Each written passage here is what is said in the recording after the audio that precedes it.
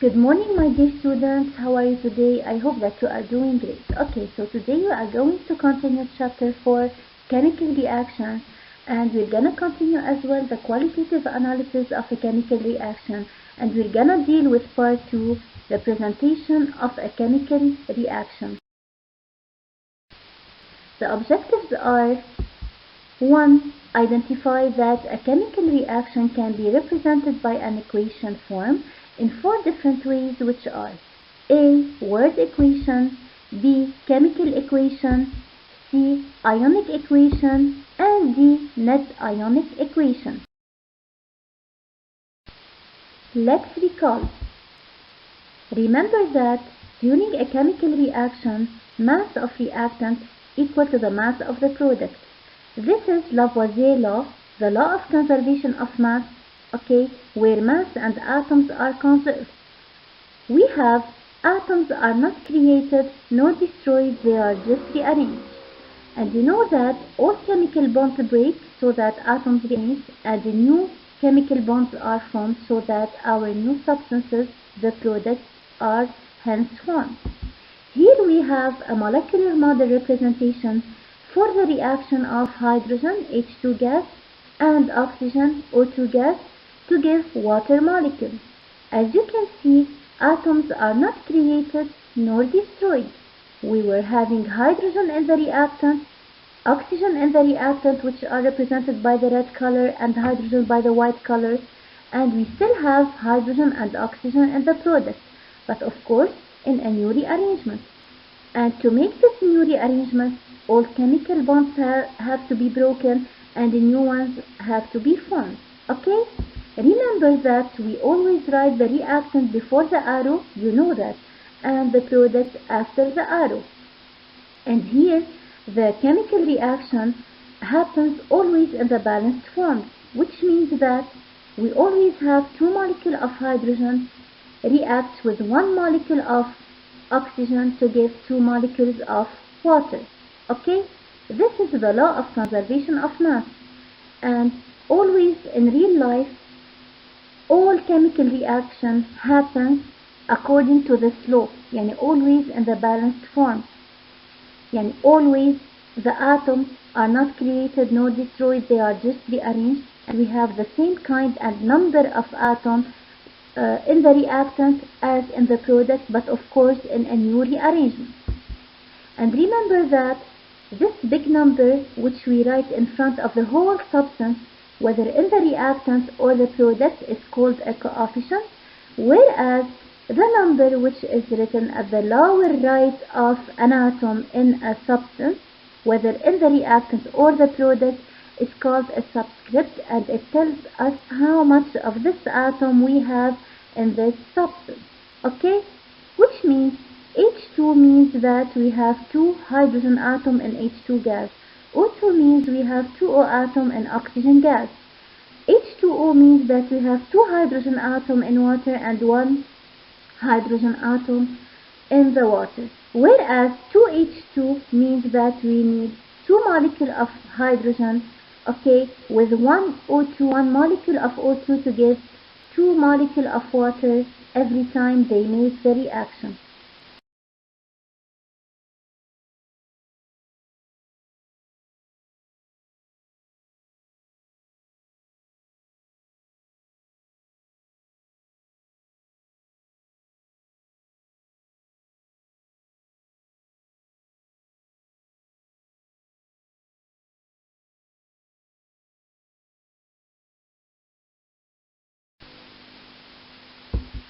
Here again, we have another molecular model representation that satisfies the law of conservation of mass, where we see the same kind and number of atoms in the reactant, as in the product. We see 2 hydrogen atom in the reactant, 2 chlorine atom in the reactant, and we also see 2 hydrogen atom in the product and 2 chlorine atom in the product, but of course in a new rearrangement. We have here hydrogen gas H2 reacted with chlorine gas Cl2 to give 2 molecules of hydrogen chloride HCl. Okay? And here also we have another representation Okay, for ball and stick model of a reaction, we have N2 and H2 gas react together to give NH3 ammonia. One molecule of N2 reacts with 3 molecules of H2 gas to give 2 molecules of ammonia. And as you can see as well, we have atoms are not created nor destroyed, they are just rearranged. We were having in the reactant nitrogen and hydrogen, and in the product we still have nitrogen and hydrogen as well.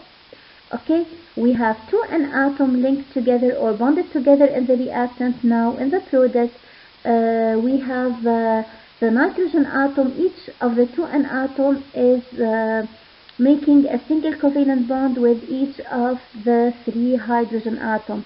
Okay, each N makes a single covalent bond with each 3 hydrogen atom. And in the reactant we have 6H atom. In the product we also have 6H atom. Okay, but of course in a new rearrangement. And this is what always happens in any chemical reaction. Always we have atoms are not created nor destroyed, they are just rearranged. Okay, and we have the same kind and number of atoms in the reactant equal to the same kind and number of atoms in the product, but of course in a new rearrangement. Objective number 1, write a chemical reaction in the form of a word equation. So what is a word equation? A word equation is when we simply write the name of the reactants and the product. Example 1, we have 2Fe2O3 plus 3C gives 4Fe plus 3CO2. The name of the first substance is iron 2 oxide.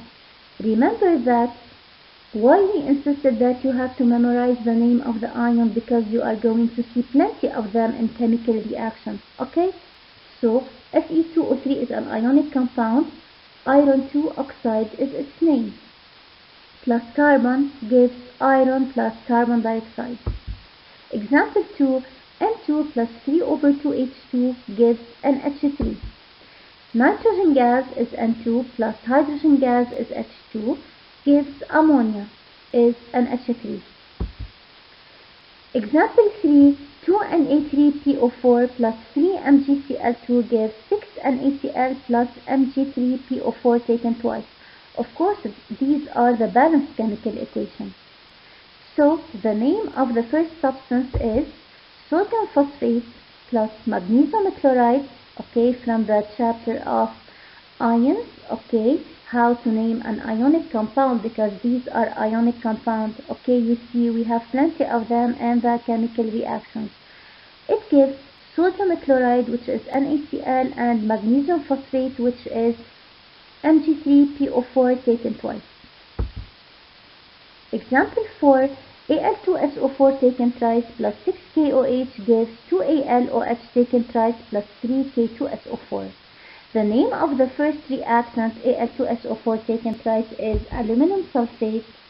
KOH is called potassium hydroxide. Gives AlOH taken thrice is called aluminum hydroxide, and K2SO4 is called potassium sulfate. So these are word equations for these chemical equations in these 4 examples. So you have to memorize your ions very well, okay, and how to name an ionic compound, because you are going to see them plenty here in the chemical reactions.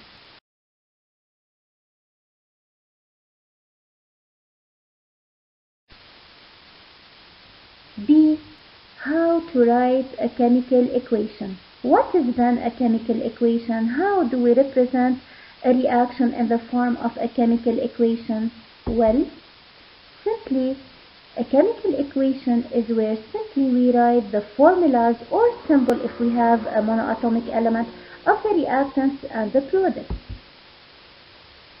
And of course it should be balanced.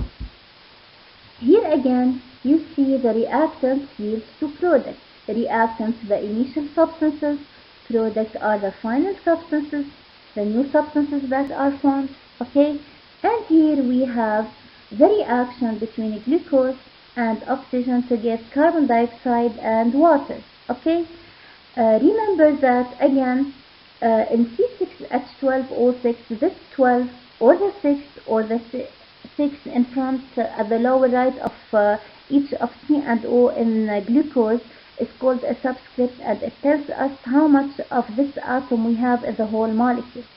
And this big number, which is written in front of the whole substance, like the number 6 in front of the substance O2, is called a coefficient, okay? And this is the coefficient needed for balancing the reaction. And H2O, for example, is the formula of the substance. CO2 is the formula of carbon dioxide. O2 is the formula of oxygen gas. C6H12O6 is the formula of glucose.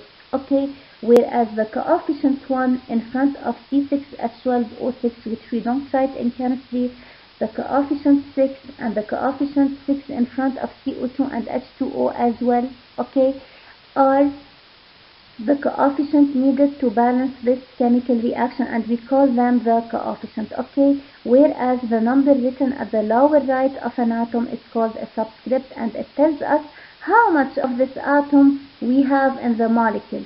So that in C6H12O6 we have 6 C atom, 12 H atom, and 6 O atom. Okay, here we have examples in order to represent a chemical equation. We are given the word equation. 1. Hydrogen plus oxygen gives water. Hydrogen is H2, oxygen is O2, so H2 plus O2 gives water, which is H2O. We have to balance it, and we have two ways to balance it, as we have learned in part 1. H2 plus half O2 gives H2O, or we may write 2H2 plus O2 gives 2H2O. The two ways or the two methods are considered to be the lowest coefficient possible. 2. Lead 2 nitrate plus potassium iodide gives lead iodide plus potassium nitrate. Here, in order to write the chemical equation, we have to know what are the ions present in each ionic compound. Lead 2 is Pb2 plus. Nitrate is NO3 minus. By Krebs method, we obtain PbNO3 taken twice. Okay, here it is. Potassium iodide is K plus and I minus. No Krebs method, it's Ki. Lead iodide is Pb2 plus and I minus, so we get Pbi2. And potassium nitrate is made of K plus and NO3 minus. No Krebs method, so we get KNO3. To balance, we get finally PbNO3 taken twice plus 2Ki gives Pbi2 plus 2KNO3.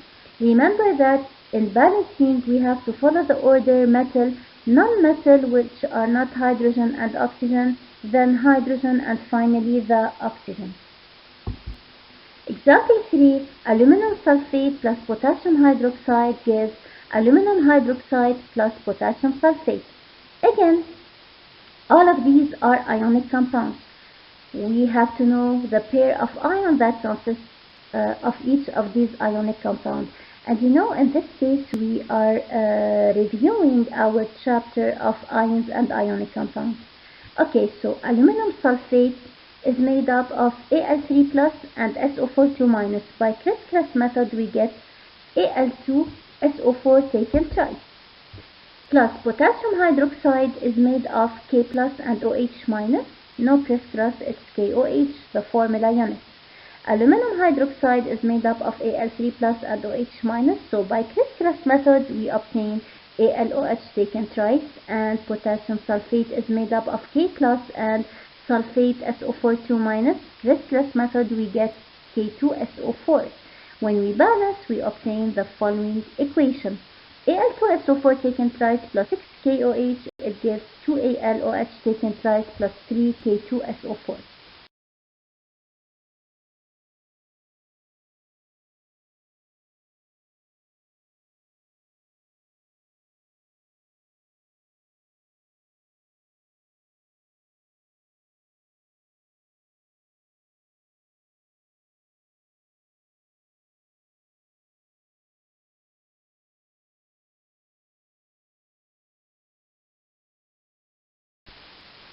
Now, how do we represent an ionic equation?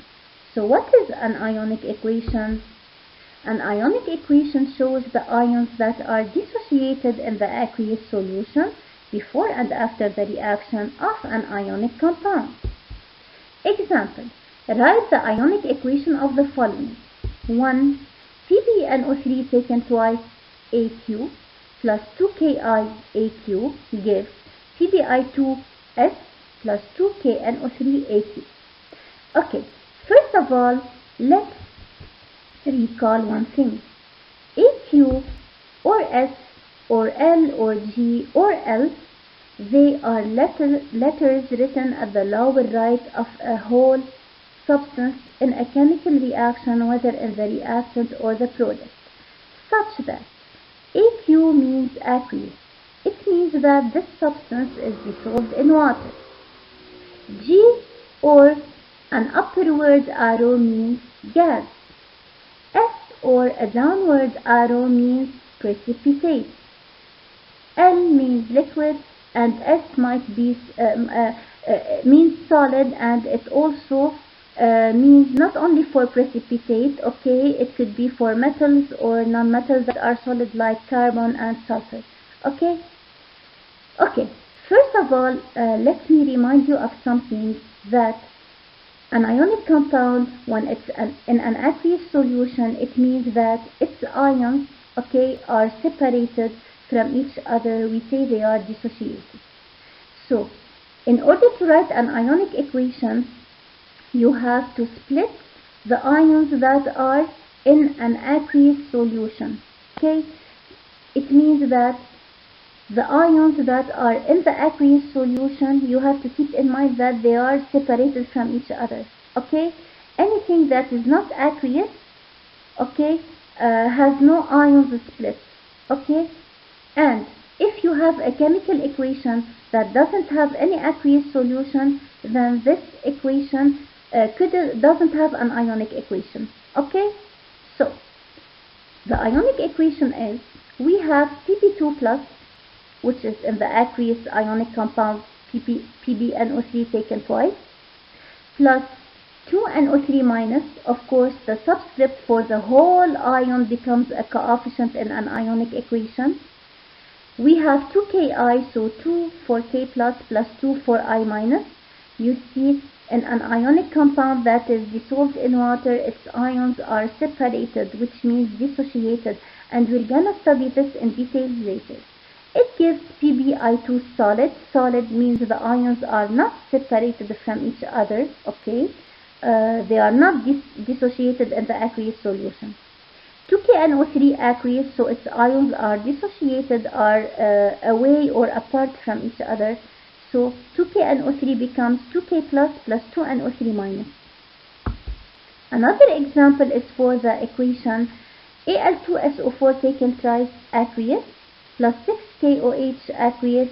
It gives 2AlOH taken thrice solid plus 3K2SO4 aqueous.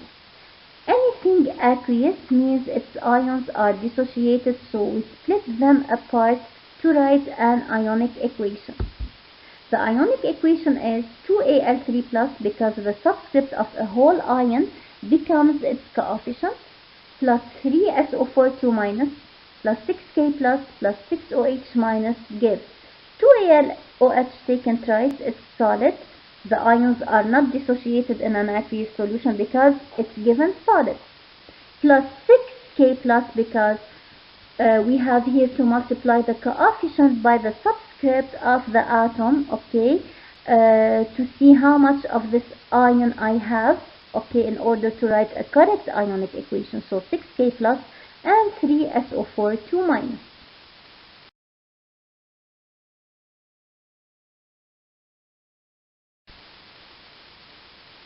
Part D, net ionic equation. So, how do we write a net ionic equation? How do we represent a net ionic equation? A net ionic equation shows only the ions that reacted during the chemical reaction and the product which they form. Example, write the net ionic equation of the following. 1. PbNO3 taken twice aqueous plus 2Ki aqueous. It gives PbI2 solid plus 2KNO3 aqueous. everything aqueous, we have to separate its ion in order to write the ionic equation. And in order to write a net ionic equation, we have at first to write the ionic equation. So the ionic equation is Pb2 plus 2NO3 minus plus 2K plus 2I minus gives PbI2 solid plus 2K plus 2NO3 minus. The net equation is Pb2 plus 2I minus gives PbI2 solid. So as you notice, I have neither written K plus nor NO3 minus, because as you can see, K plus was initially found in the reactant and is still found in the product. NO3 minus is still found in the reactant as aqueous, as dissociated, as free to move in the water, and still found as free to move in the water after the reaction. Whereas Pb2 plus and I minus were aqueous, were dissociated in the water, but now in the product they are no more in the aqueous solution. They have reacted together, combined together to form the yellow precipitate PbI2 or lead iodide. So K plus and NO3 minus are not written in the equation since they remain the same before and after the reaction. Before and after the reaction means in the reactant and the product they remain the same. That is, they are the ion which remains in the aqueous solution, so they didn't change their identity and hence are said to be spectator ions. Okay, the ions that watch what is happening. Okay, as you can see again, go back to our ionic equation here. You see we have K plus aqueous in the reactant side, K plus aqueous in the product side, NO3 minus as aqueous in the reactant side, NO3 minus as aqueous in the product side. Okay, so their identities didn't change.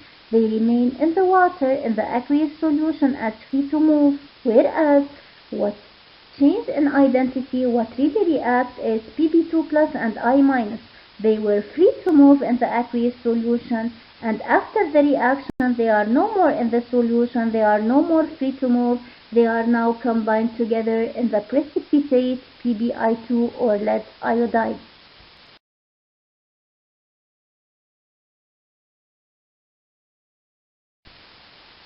Here is another example. Write the net ionic equation of Al2SO4 taken thrice aqueous plus 6KOH aqueous. It gives 2AlOH taken thrice solid plus 3K2SO4 aqueous. The ionic equation is everything aqueous. We have to separate its ion because they are free to move in the aqueous solution. 2Al3 plus 3SO42 minus aqueous plus 6K plus aqueous plus 6OH minus aqueous. It gives 2AlOH taken thrice solid. It's the precipitate. It's not found in the aqueous solution. Its ions are not free to move. Okay. Plus 6K plus aqueous plus 3SO42 minus aqueous. What are the spectator ions? They are the one which stays the same, dissociated in the aqueous solution, free to move in the aqueous solution before and after the reaction. Before the reaction means in the reactant side, after the reaction means in the product side. So they are K plus and SO42 minus. They are the spectator ion. They didn't react in the reaction since they remain the same in the aqueous solution before and after the reaction. Then the net equation is without these spectator ions, because a net ionic equation shows only the ions that have reacted. Okay, the ions that have reacted are Al3 plus and OH minus, because they are no more dissociated in water, they are no more free to move in the aqueous solution, they are now in the product as precipitates to form AlOH taken thrice. So the net equation is 2Al3 plus 6OH minus. It gives 2AlOH taken thrice. Okay? And thank you very much for watching my presentation.